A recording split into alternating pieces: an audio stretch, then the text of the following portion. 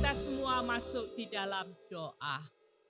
Bapa di surga, terima kasih Tuhan Kau telah terpaku di salib untuk kami semua. Saat ini kami semua mau datang di hadapan Engkau. Kiranya Tuhan tolong kami supaya kami mengerti firman Tuhan dan mau melakukannya dalam hidup kami masing-masing. Bantu hamba Engkau penuh kekurangan ini. Bantu semua anak-anak Engkau Tuhan supaya juga dapat melaksanakan firman Tuhan. Dalam nama Tuhan Yesus Kristus kami semua berdoa. Amin. Silakan duduk. Shalom. Puji Tuhan.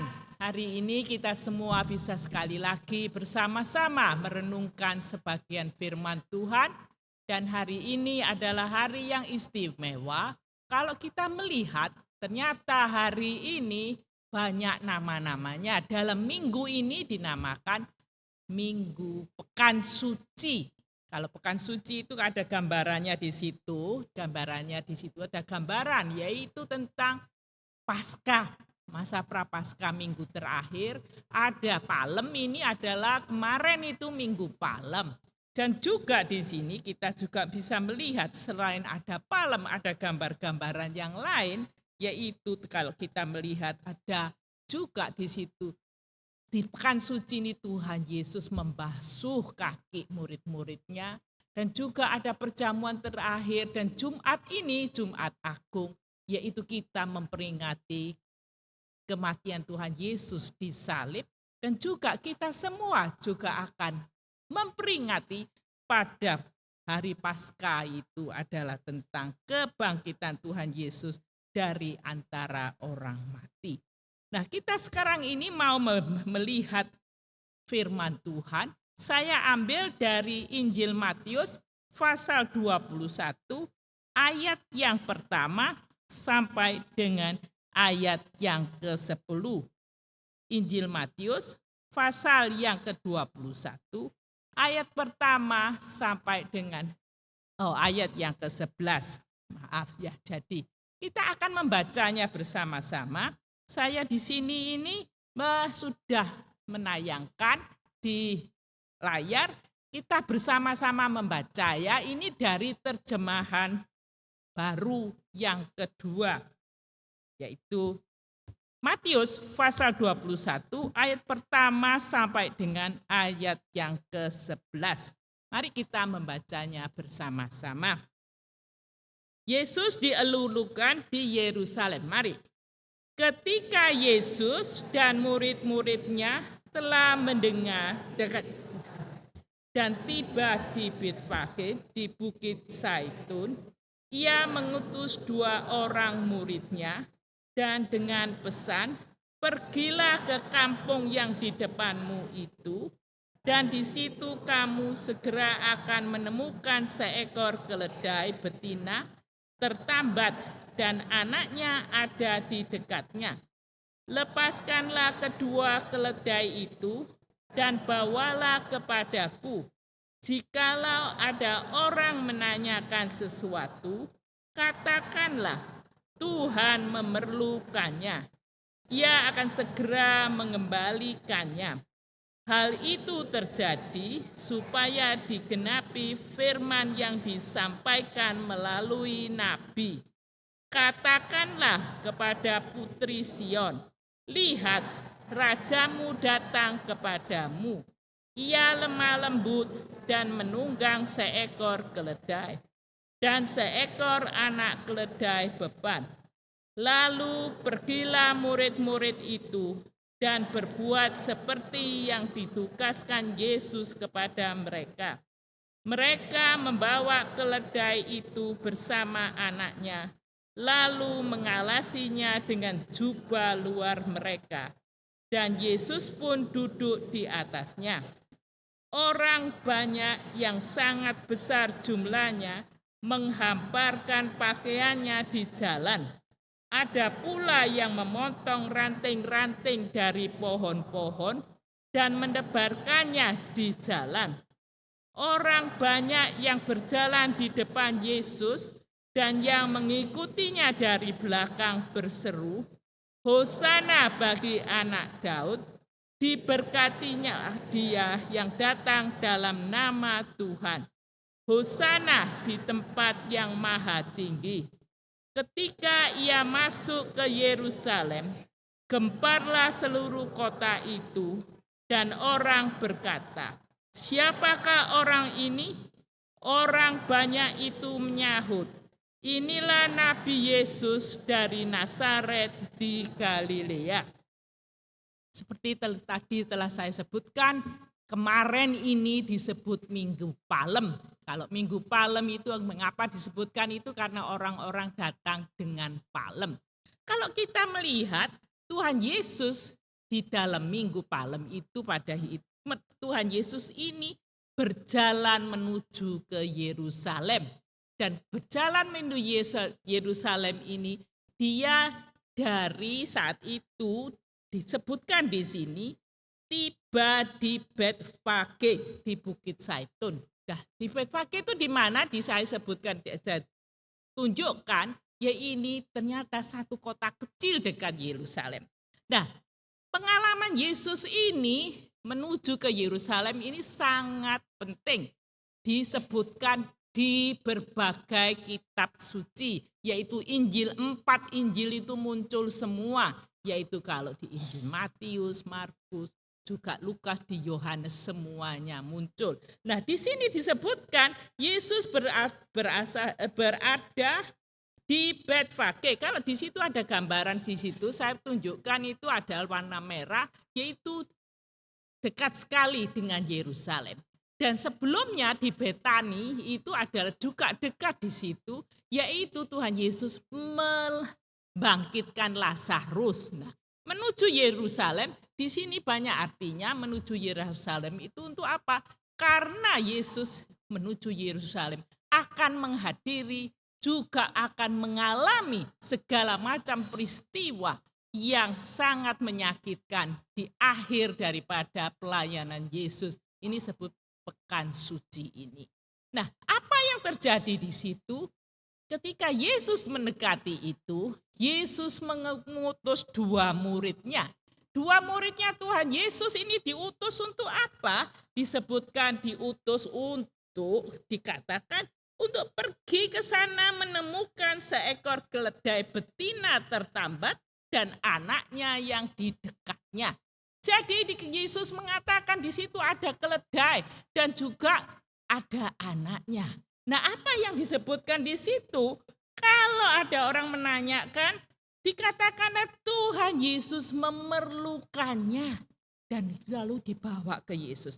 Nah, di sini ini keledai itu adalah zaman dahulu sebagai alat transportasi dari satu tempat ke tempat lain, mengambilkan bukan hanya itu, keledai bisa dengan kereta membawa barang-barang dan orang, juga di atasnya keledai itu untuk berbagai macam barang-barang yang terlalu berat untuk diangkat tapi dibawa oleh keledai. Dan kita melihat ternyata ini keledai bukan hanya zaman dahulu, zaman sekarang di Yunani itu juga ada, masih digunakan untuk membawa barang-barang yang berat.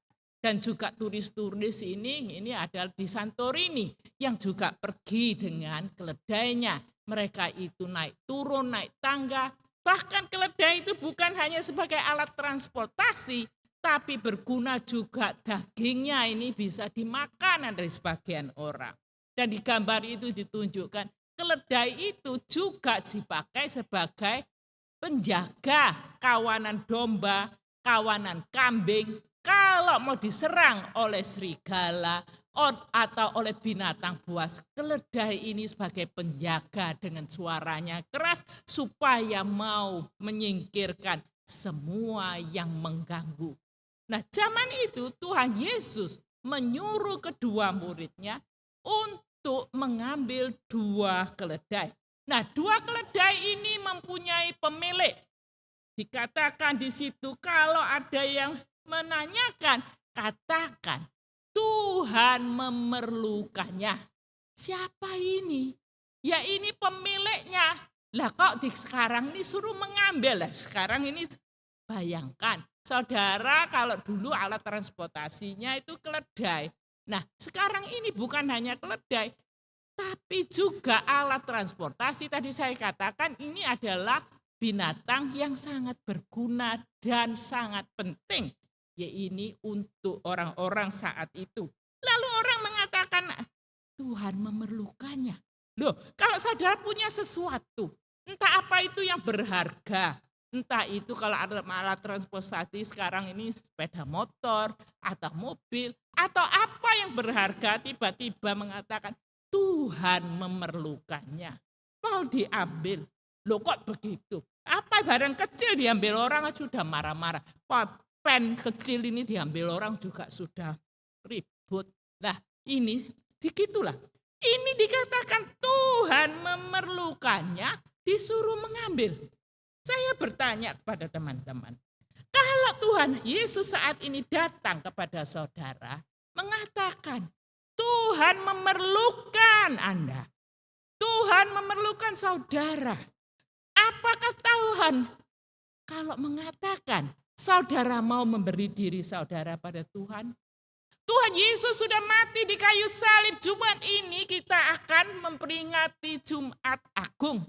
Kematian Yesus di kayu salib memberikan dirinya mati ganti kita supaya kita bisa hidup. Orang yang percaya bisa hidup dan mendapatkan kehidupan. Kalau Tuhan mengatakan Tuhan memerlukan talenta saudara, mungkin saudara punya talenta bisa berdoa, talenta bisa membantu orang, talenta di sini bisa memasak-masak, talenta bisa melayani, talenta bisa melakukan untuk Tuhan. Tuhan memerlukan apa yang saudara punya untuk diberikan pada Tuhan. Maukah saudara memberikan? Itu pertanyaannya. Nah, Tuhan memerlukan 2 keledai untuk perjalanannya menuju ke Yerusalem. Di sanalah dia akan disalibkan. Tuhan meminta kita juga, Tuhan sudah memberi kita semua kehidupan. Kita hari ini bisa bernafas, bisa datang. Berarti kita bisa memberikan sesuatu kepada Tuhan. Berterima kasih yang Tuhan sudah mati di kayu salib untuk kita. Maukah kita membalas kasih Tuhan dengan memberikan yang terbaik yang kita miliki? Hidup kita diberikan Tuhan dengan apa? Kita datang dulu mau merendahkan diri ke hadapan Tuhan. Mau menerima Yesus sebagai juru selamat. Mau bertobat. Nah, kedua keledai ini, dia ini dibawa kepada Tuhan Yesus oleh kedua muridnya. Di sini Tuhan mengatakan itu kepada dua muridnya. Kedua muridnya taat. Jadi dia taat mau membawa. Padahal dia bisa mengatakan, loh Tuhan Yesus ini kan miliknya orang kok diambil. Nah tapi dia mau taat. Bukan hanya kedua muridnya yang taat. Tapi pemilik keledainya juga mau memberikan. Dan kalau kita melihat, bukan juga pemiliknya yang mau taat. Tapi juga keledai itu sendiri juga mau taat. Mau dipakai oleh Tuhan. Sekarang kita melihat di sini. Kalau dikatakannya, di sini ini dikatakan keledai itu memang dilepaskan. Lalu dibawa kepada Yesus. Dan Yesus mengatakan segera aku mau mengembalikan kalau sudah selesai. Di sini Tuhan Yesus menyuruh. Dan tadi saya mengatakan beberapa itu yang mau taat melakukan. Murid Tuhan Yesus mau taat. Pemiliknya juga mau taat mau memberikan. Keledainya juga mau dibawa pergi. Nah ini kejadian ini dikatakan seperti dikatakan di Matius pasal 21 ayat 4 dan 5. Terjadi supaya digenapi firman yang disampaikan melalui Nabi. Katakanlah kepada putri Sion, lihat rajamu datang kepadamu, Ia lemah lembut dan menunggang seekor keledai, seekor anak keledai beban. Jadi di sini Tuhan Yesus adalah Allah, adalah Tuhan di atas segala Tuhan, Raja di atas segala Raja.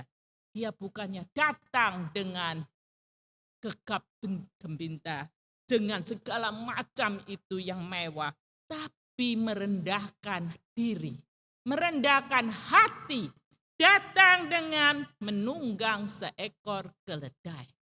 Kita diajarkan mau melayani Tuhan, jangan mau yang mewah-mewah, semuanya yang mewah. Kita memberikan terbaik bukannya dengan kemewahan, tapi dengan apa yang kita ada. Mau lemah lembut, mau melayani Tuhan dengan rendah hati. Apa yang kita ada, berikan untuk Tuhan. Ini digenapi dengan murid Tuhan yang saat itu mereka telah pergi dan mengambil keledai itu. Muridnya itu pergi dikatakan ayat 6, dan mereka berbuat seperti yang ditugaskan Yesus kepada mereka. Jadi mereka ini dikatakan mau dan taat berbuat seperti yang diucapkan Yesus kepada mereka. Sekarang saya tanya kita semua. Teman-teman punya Alkitab? Alkitabnya dipelajari, dibaca. Apakah teman-teman mau berbuat seperti yang disebutkan di Alkitab? Alkitab mengajarkan banyak hal. Sudah dibuat atau tidak? Sudah dilakukan atau tidak? Nah ini dikatakan murid-murid Yesus, dikatakan di ayat 6. Pergilah murid-murid itu dan berbuat seperti yang ditugaskan Yesus kepada mereka. Sekarang kita juga ditantang. Maukah kita berbuat sesuai yang dikatakan di dalam Alkitab? Teman-teman mau? Sudahkah dilakukan berbuat seperti ajaran Alkitab? Mengasihi Tuhan, mengasihi sesama. Sudahkah kita berbuat itu? Sudahkah kita berbuat seperti katakan Yesus ini? Kita ini juga harus mengasihi Tuhan dengan segenap hati. Kita juga mengasihi sesama seperti diri kita sendiri. Atau mulut kita ini selalu marah-marah kepada semua orang. Kita bertengkar dengan segala orang. Kita tidak mau akor. Kita tidak mau berbuat baik. Tapi selalu bertengkar. Siapa saja tidak dibuat musuh. Ajaran Tuhan Yesus mengajarkan kita taat kepada siapa? Kepada kemauan egois atau kemauan Tuhan? Siapa? Kita harus taat pada siapa? Kepada Tuhan. Tapi begitu banyak orang Kristen taat kepada kemauan sendiri, yang tukang marah, tidak mau taat pada Tuhan. Taat kepada kemauan sendiri, yang semaunya sendiri egois. Bertobatlah hari ini. Kita mau taat kepada siapa? Kepada Tuhan Yesus. Kita di masa lansia kita, datanglah pada Tuhan. Taat dan mau melakukan perintah Tuhan. Lalu mereka membuat keledai itu dikatakan. Dan bersama anaknya mengalasi dengan jubah luar mereka. Yesus pun duduk di atasnya. Nah saat itu tidak ada karpet merah. Ya kalau sekarang ini orang-orang pembesar datang, turun dari pesawat terbang ke suatu negara, ada karpet merah. Di situ untuk para orang-orang yang penting. Nah saat itu ini orang-orang biasa. Yang dibuatkan adalah pakaian mereka, jubahnya itu, orang dulu ya itu mereka pakaian ini lalu ada jubahnya seperti mantel. Itulah yang diletakkan di bawah sebagai karpetnya ini. Mengundang Yesus bisa duduk di atas keledainya, juga diberi jubah, dan juga di bawahnya di jalanan itu juga seperti itu, bawa ranting-ranting. Nah, di sini lalu mereka, orang banyak itu berjalan di depan Yesus. Dikatakan banyak orang itu berjalan di depan Yesus dan banyak orang di belakangnya juga mengatakan Hosana bagi anak Daud. Diberkati dia yang datang dalam nama Tuhan. Hosana di tempat yang maha tinggi. Jadi orang-orang itu memuji Tuhan. Mau meninggikan Tuhan. Memuliakan Tuhan. Nah sekarang kita, hidup kita kalau mau taat kepada Tuhan. Kita jangan memuliakan, meninggikan diri sendiri. Jangan menjadi orang sombong. Tapi kita ini memuliakan Tuhan. Hosana bagi anak Daud di tempat yang tinggi. Nah siapakah yang harus kita puji? Kita memuji Tuhan yang mau memberikan dirinya untuk kita. Kita bersyukur kepada Tuhan yang mau mati ganti kita. Dan dia patut menerima hosana pujian daripada kita semua. Orang-orang yang mau percaya. Nah sekarang kalau kita bangun tempat tidur, lalu pikir apa? Pertama yang mikir bersyukur pada Tuhan. Memuji Tuhan, atau kalau bangun mikir, waduh si A ini tadi ini menyakiti aku. Kemarin dia menyakiti aku, wah hatinya benci-benci pada si A. Si B, waduh hatiku ini sekarang ini penuh dengan gejolak, memaki siapa saja. Atau kita bangun tidur bersyukur pada Tuhan. Bersyukur Tuhan sudah memberi istirahat yang baik. Kita masih bisa bernafas, kita bersyukur damai dengan orang, memuji Allah yang bisa memberkati kita. Kita perlu mengubah diri kita menjadi orang yang taat, menjadi orang yang pandai bersyukur, bukannya pandai mencaci maki. Marilah kita belajar pada Tuhan. Merendahkan diri. Tuhan ini adalah raja di atas segala raja. Tuhan di atas segala Tuhan. Dia datang dengan seekor keledai yang sangat hina.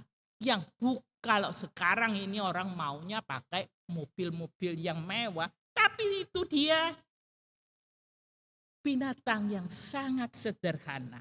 Tuhan sederhana. Mau memuliakan nama Allah. Nah sekarang bagaimana dengan kita? Maukah saudara memuji Tuhan? Amin. Belajarlah kita bangun tidur memuji Tuhan. Kalau ada menghadapi macam-macam masalah, waktu pagi saya bangun tidur, bersyukur. Tuhan masih menolong, Tuhan tolong aku. Mau tidur bersyukur, Tuhan telah menolong sepanjang hari.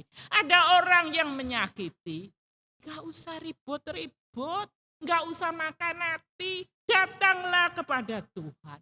Tuhan telah menolong kita, Tuhan sudah mengampuni kita. Kita harus belajar apa? Mengampuni orang lain. Seperti Yesus di atas kayu salib. Tuhan ampunilah mereka sebab mereka tidak tahu apa yang mereka perbuat. Janganlah kita menjadi orang yang membuat orang lain sulit, menjadi orang lain sakit hati. Kita disakiti, kita minta ampun, Tuhan tolong orang itu supaya berubah. Janganlah menjadi orang menyakiti, tapi mulut kita belajar mulai hari ini, bangun pagi, puji Tuhan. Mau sampai mau tidur, puji Tuhan. Hosana, pujilah Tuhan di tempat yang maha tinggi. Nah, tadi kita sudah melihat ini berbagai hal. Yesus masuk Yerusalem, gemparlah seorang orang itu di sana. Siapakah orang ini? Orang banyak itu menyaut, inilah Nabi Yesus dari Nazaret di Galilea. Orang di sekitar kita bertanya, siapa ya ini orang yang kok seperti itu? Dialah Nabi dari Nazaret di Galilea. Kalau saudara berada di masyarakat, orang bisa melihat saudara dan kita ini semua. Siapakah kita? Loh kok mulutnya seperti itu, kok nyaci maki orang. Oh sikapnya kok seperti itu, musuhi sana sini. Atau malah melihat, oh saya melihat orang Kristen yang mau merendahkan diri, mau menjalankan perintah Tuhan. Kiranya Tuhan menolong kita menjadi orang yang mau memuji Tuhan. Mau menjadi orang yang mulutnya penuh dengan pujian kepada Tuhan. Teman-teman kita hari ini belajar apa? Kita belajar dari perjalanan Yesus yang menuju ke Yerusalem. Yesus mau merendahkan diri. Baiklah kita semua mau merendahkan diri. Yesus mau juga menjalankan perjalanan yang akan sulit sekali waktu menuju ke Kalvar. Sebelumnya dia akan dikhianati, dia akan dihina, dia akan dicerca, dia akan dipukul, dia akan sampai dicambuk-cambuk, menyakitkan seluruh tubuhnya, remak redup. Semuanya itu menyakitkan. Dan di sini kita melihat Tuhan Yesus taat. Marilah kita belajar taat pada perintah Tuhan. Apa yang diajarkan, lakukanlah. Janganlah kita tidak melakukan. Kita belajar merendahkan diri. Kita juga belajar memuji Tuhan. Marilah kita sekarang menyanyi Hosana. Hosana bagi anak Daud. Ya gini, Hosana. Kita menyanyi lagu ini. Sambil menyanyi Hosana memuji Tuhan, saya minta teman-teman semua memikirkan dalam hati. Merefleksikan apa yang telah kita dengar. Siapakah aku sebagai pengikut Tuhan? Sudahkah saya merendahkan diri seperti Tuhan?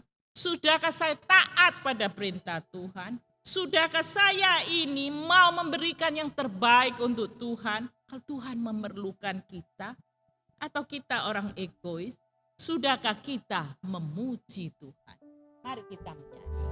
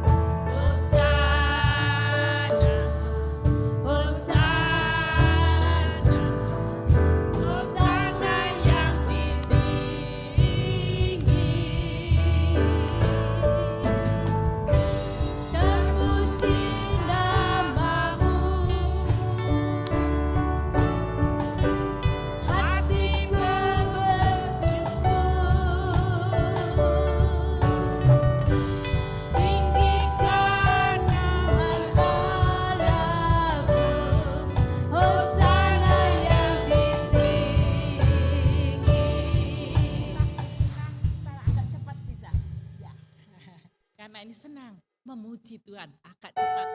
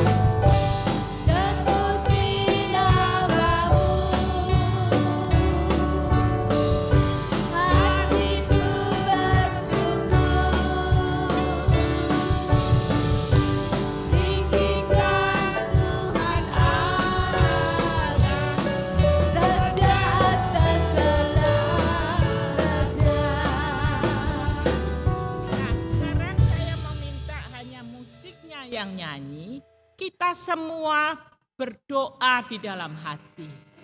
Bagaimana saudara-saudara berdoa dalam hati mengingatkan tadi, siapakah diriku di hadapan Tuhan? Apakah aku sudah mau merendahkan diri di hadapan Tuhan? Apakah aku sendiri sudah taat kepada Tuhan? Apakah aku sudah mau menyerahkan semuanya pada Tuhan? Apakah aku mau memuji Tuhan? 4 hal itu.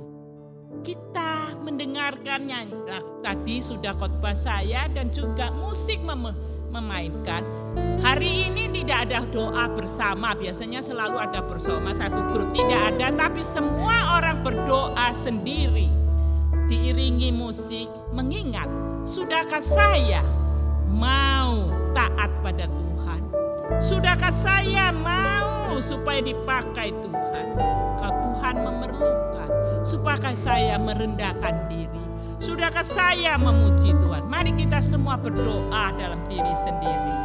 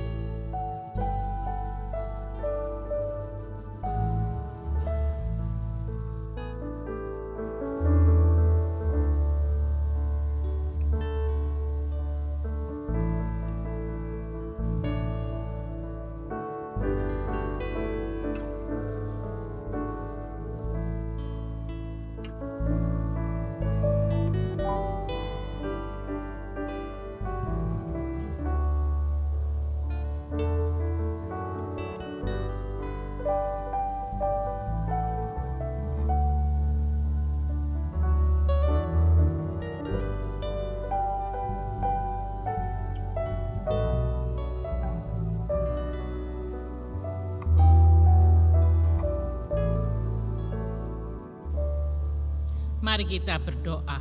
Bapa dalam surga, terima kasih Tuhan. Engkau telah datang ke dalam dunia ini.